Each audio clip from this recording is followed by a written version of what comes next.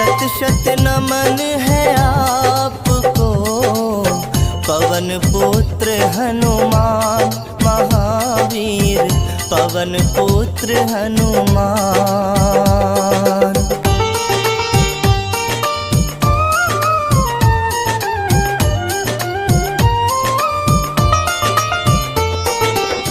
तुम अंजना के लाडले, महाबली महावीर,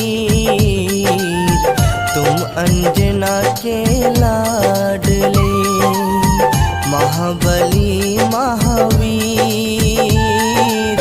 हे बजरंगी आप हो, धीर वीर गंभीर महावीर, धीर वीर गंभीर।